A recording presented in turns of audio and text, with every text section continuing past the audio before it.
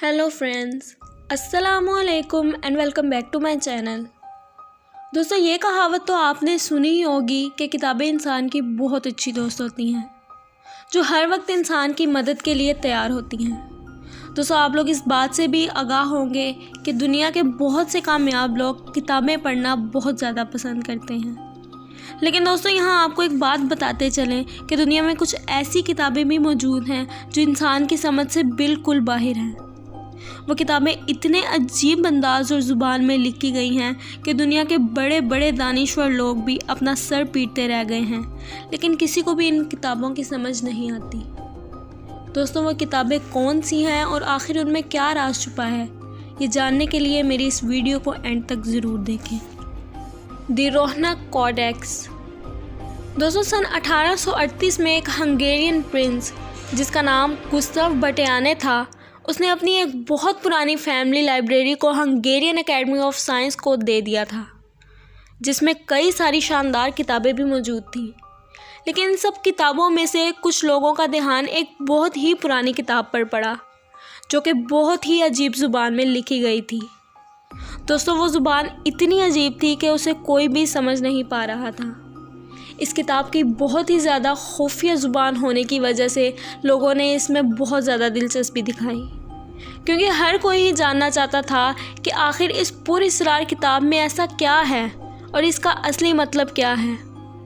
दोस्तों, मुहक्किकीन ने भी इस किताब के बारे में बहुत ज़्यादा स्टडी और डिबेट भी की, लेकिन दोस्तों वो इस किताब के बारे में कुछ भी समझ नहीं सके। दोस्तों, मुहक्किकीन जितना इस किताब को समझने की कोशिश करते हैं उतना ही इसके जाल में फंसते चले जाते हैं।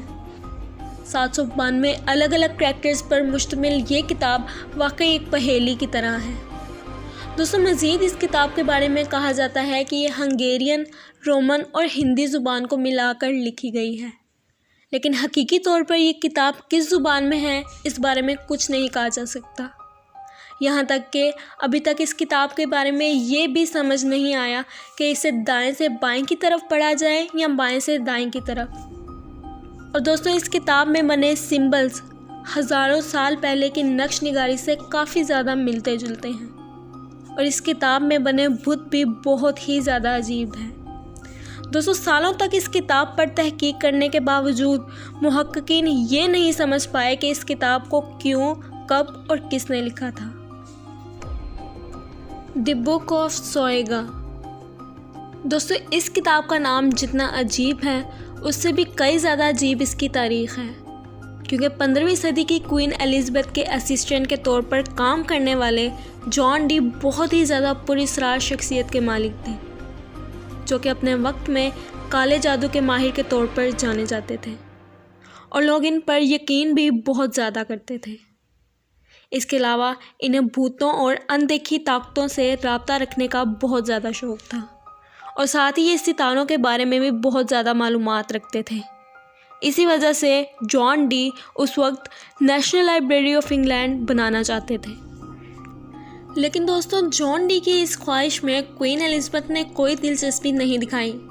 यही वजह थी कि उन्होंने खुद ही अपने लिए एक लाइब्रेरी बना ली। और दोस्तों, इनकी बनाई इस लाइब्रेरी में 3000 से भी ज़्यादा किताबें मौजूद थीं, और उन किताबों में कई किताबें इतनी ज़्यादा अजीब थीं कि कोई भी उन्हें समझ नहीं पाता था। और उनमें से एक किताब ऐसी थी जिसके लिए जॉन हमेशा एक्साइटेड रहते थे, और उस किताब का नाम द बुक ऑफ सोएगा था।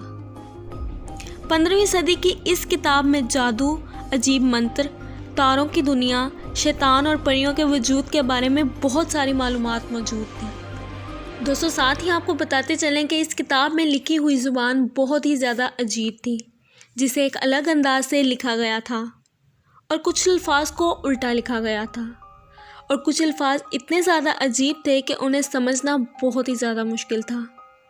लेकिन दोस्तों, अगर बहुत ज़्यादा तवज्जो से इस किताब को पढ़ा जाए तो इसको समझा जा सकता है।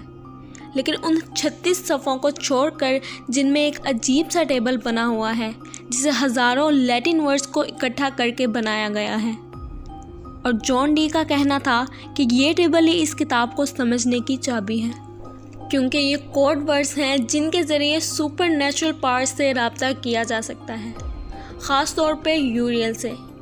यूरियल एक आर्क एंजल है जो कि ईसाई मज़हब के अकीदे में शामिल है। और दोस्तों ये भी कहा जाता है कि जो शख्स इस किताब को पूरी तरह से समझ जाएगा वो 2 से 3 साल के अंदर ही मर जाएगा। और दोस्तों जॉन डी की ये किताब गुम गई थी और फिर 500 साल तक इसका कुछ अता पता नहीं था। लेकिन फिर दोबारा 1994 में इसे ब्रिटिश लाइब्रेरी में देखा गया और फिर इस किताब पर काफ़ी ज़्यादा तहकीक की गई और कई सारे क्रिप्टोलॉजिस्ट ने इस किताब में मौजूद कोड्स को तोड़ने की कोशिश की। और फिर 2006 में जिन लीव्स ने इस कोड को ब्रेक करने का दावा भी किया, लेकिन ये फिर भी अभी तक ज़िंदा हैं। लेकिन दोस्तों फिर भी आपको हम यही सलाह देंगे कि आप कभी भी इस किताब को पढ़ने की कोशिश ना करें। The Voynich manuscript. दोस्तों तारीख़ में जितनी स्टडी इस किताब पर की गई है उतनी स्टडी शायद ही किसी और किताब पर की गई हो, क्योंकि इस किताब को 15वीं सदी में जानवरों की खाल से बने सफ़ों पर लिखा गया था। इस किताब पर तहकीक 1655 से शुरू हुई और 1912 में इसे शाया किया गया और तब इस किताब का नाम एक polish book dealer Wilfred Voynich के नाम पर रखा गया, क्योंकि उन्होंने ही इस किताब को पब्लिश किया था।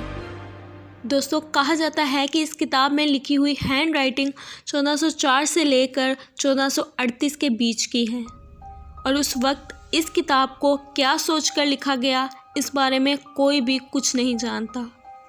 और इस किताब की सबसे ज़्यादा हैरान कर देने वाली बात यह है कि जैसे ही आपको लगता है कि आप इस किताब को समझ रहे हैं तो अगले ही पल आप दोबारा उसी जगह पर आ जाते हैं जहां से आपको इसे समझने में मुश्किल आई थी, क्योंकि इस किताब की ज़ुबान बहुत ही ज़्यादा अजीब है।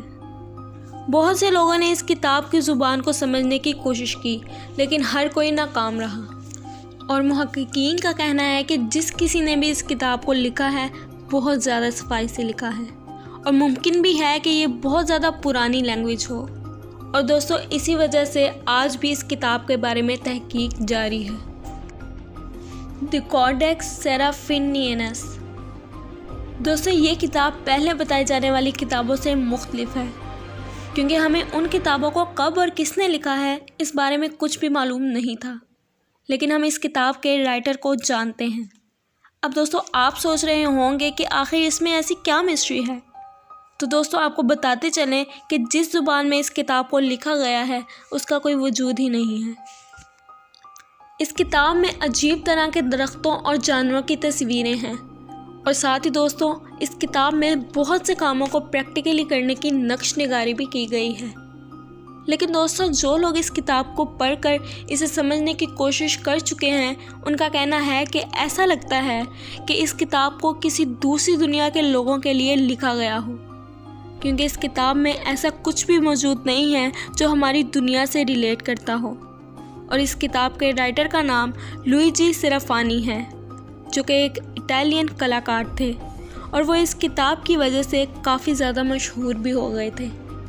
और दोस्तों देखने में ऐसा लगता है कि जैसे ये किताब सालों पुरानी हो, लेकिन दोस्तों आपको बताते चले कि ये किताब 1980 में लिखी गई थी। The Vivian girls. दोस्तों द विवियन गर्ल्स जैसी किताब आज तक नहीं लिखी गई। दोस्तों इस किताब के मुसन्निफ़ के बारे में आपको बताते चलें कि उनका नाम हेनरी डरगार्ड था, जो कि शिकागो में एक किराए के मकान में रहते थे और उस वक्त ये अपनी ज़िंदगी काफ़ी ज़्यादा तन्हाई में गुजार रहे थे और वो चर्च के सिवा कहीं भी नहीं जाते थे।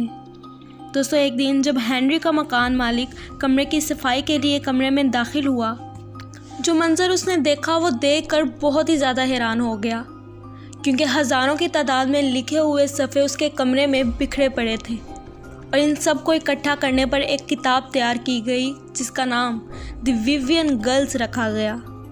इस किताब में बहुत से कार्टूनिश किरदार हैं। दोस्तों हेनरी की इस किताब में एक बहुत ही अलग सी मैथोलॉजी लिखी गई है, जिसे लिखने में उसे 60 साल से भी ज़्यादा का वक्त लग गया था।